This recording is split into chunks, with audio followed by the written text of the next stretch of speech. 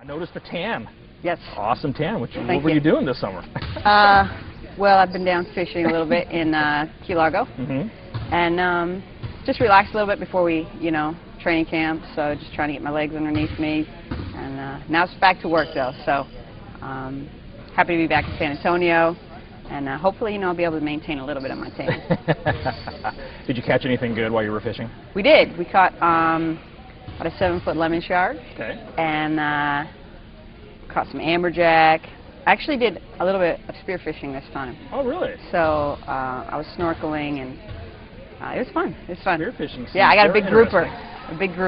So it was really cool. Maybe we should do a story with you one day, fishing with Becky Hammon. You should, because that's one of the things. It's one of the things I love to do. And actually, being able to free dive and spearfish and stuff.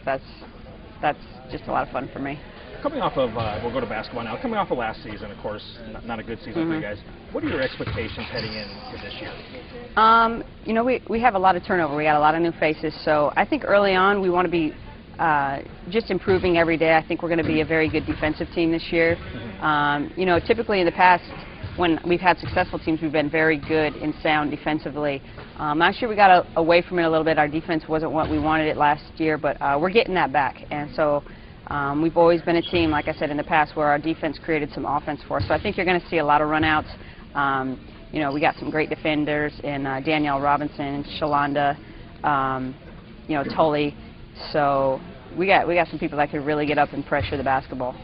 Was that lack of defense you guys like to play, was that due to maybe a coaching staff philosophy, change perhaps? I mean, I wouldn't think so since, she was under Coach Hughes, or is it just injuries or just I think it's probably, last year was one person's fault. I think everybody has to take up responsibility for, our season. First thing you have to do is go back and look at yourself. Where can I become better? And so I think, we were a little bit older team, so you didn't have that energy, that defensive energy. We got a lot of energy in the gym right now, so that creates great defensive energy, and then we translate that into offense. So I don't think it's any one thing. I know Coach Hughes is a defensive guy, so first thing, and Coach Johnson, is a defensive person, so there's just such a huge amount of emphasis put on it, and we really have personnel now that we can get up and play that kind of pressure defense. I don't know if last year we had that kind of personnel. Speaking of that, how is it to have Coach Hughes back this year? It's been great. I mean, his presence demands a lot of effort and respect, and I think, one of his comments, just breaking right here in this last huddle was, he hasn't had to coach effort, and that's huge. Yeah. For a coach not have to be harping on your effort, and that's a credit to these girls, their desire to work hard and try to make this team, and so we have some pieces we can work with. How important do you think VJ is going to be on this staff as an assistant coach? Well, obviously she brings a player perspective, but at the heart of VJ, she's always been a coach. She's a teacher of the game. She's somebody that looks at the game, obviously takes a defensive viewpoint of the game, but she's somebody that I know.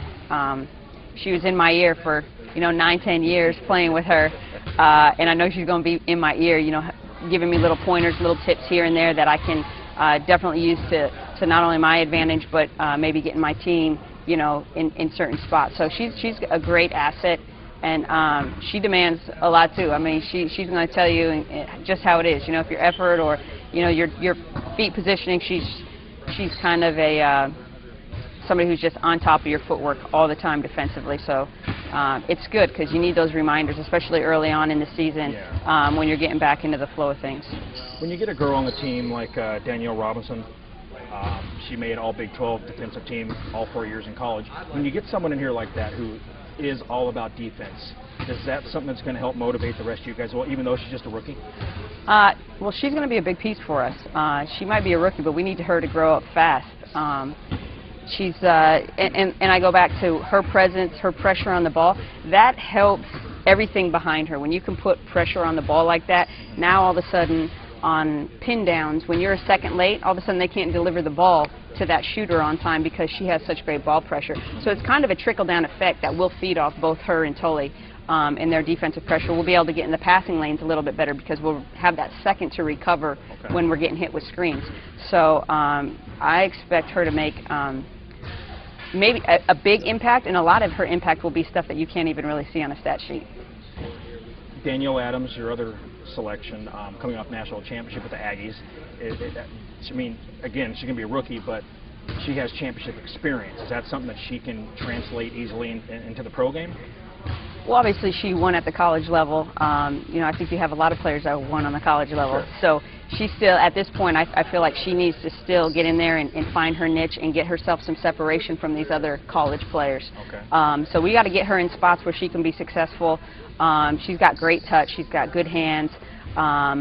You know, so she's going to be called upon to do some things for us too. So I'm excited. I haven't really got to see her that much up and down. She's a little banged up right now, but you know, I watched her throughout the NCAA tournament, and you know, so she has leadership experience as well. So we got to bring that out of her a little bit. We got to get her out of her shell a little bit. She's a little quiet right now. Obviously, having Jane Appel healthy, that's going to be huge for you guys going into the season. Jane is someone who is got great passing ability. She's kind of a mover for us offensively. You know, just having Ruth back in the lineup too. They make such a big difference when they understand our system and they know what reads, and you're familiar with our personnel. So right now it's been a little bit of hodgepodge getting things to work offensively because everybody's learning something new. But as soon as you bring a couple vets in here that have run it and understand what we're looking for, the offense runs a lot smoother, and you can see that immediately. So hopefully, you know, Jane's a little dinged up right now, so hopefully we can get her back on the court just as soon as possible. From what you see out here, obviously not everybody's going to make the team, but do you feel you have the players to put together a championship team? We're going to be a team, I think that we're going to have to be a great team. I don't think we don't have the Diana Taurasi, we don't have a Lauren Jackson, you know, who we can just ride that player. We have to be great collectively. We have to make great reads to play together, making extra passes, and then we're going to go back to the whole philosophy of, you know, defense wins games. That's what we're going to be banking this season on, is just being an absolutely sound and great defensive team, and then I think the winning will take care of itself. So I think we have some nice pieces. I think our season will depend greatly on how well we rebound the ball. So the last part about being a good defensive team, you have to rebound the basketball. If we rebound the ball, I think we'll give ourselves a good chance to win a lot of games and put ourselves in good position to get into the playoffs, you know, and then to make our move. Who are the teams in the Western Conference that we should be looking out for? The usual suspects, you know, Seattle, LA, Phoenix, Minnesota is going to be very good again. The West is tough, you know. It's very similar on the NBA side. The West style is kind of a little bit of a running gun style, where the East is more of a grinded out blue-collar game. But there's not a lot of separation in our league. I think on any given night, any team has enough good players to beat you. If you don't play well, you're going to lose. Speaking of the NBA, obviously the Western Conference is tough. Not a lot of difference between 1 and 8. What are your thoughts on Memphis upsetting the Spurs, at least seeding-wise, in the first round of the playoffs? I think you have to give Memphis a lot of credit. I thought they peaked at the right time. It's about playing your best basketball at the right time. You know, so everybody was disappointed, obviously. Spurs is a religion around here, and you know, so I felt for them. I felt for the guys, because it's just so much work that you put in during the regular season to just kind of go out like that. You know, my heart hurt for them a little bit. Hopefully, you know, they'll get it back together, though, and stay healthy. I think health is always an issue for any team. Sure. And, you know, I think Memphis, you know, they played better down the stretch. They closed out games really well. Zach Randolph was a beast. So, you know, it's tough. Sometimes matchups, I mean, you talk about a 1 and 8. Sometimes you just match up bad with the team, and that might have been the case this year for the Spurs.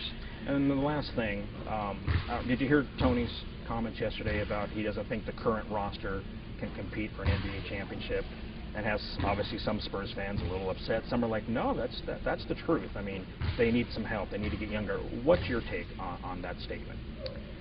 Well, obviously, you know, he's going to be taking a different look. He knows his team probably better than the average fan or somebody. So he's, I'm sure, just making a statement. Maybe the Spurs, you know, I'm sure they're aware there's going to probably be some moves, you know, I can't really speculate too much into their team decisions or what they're going to do personnel-wise. But obviously, nobody likes going out like that. Tony's obviously a tremendous competitor. I know just when we play, he's competitive. It doesn't matter who he's going against. He wants to win at everything. So, you know, I'm sure he says that with the intent of he wants another championship. So, you know, whatever buttons he has to push to get there, that's what he's going to do. And you probably would expect, whether it's NBA, NFL, WNBA, that a superstar player, they don't feel the team's the right one to win a championship. And isn't that what a superstar should do? Is, hey, we need to get some help.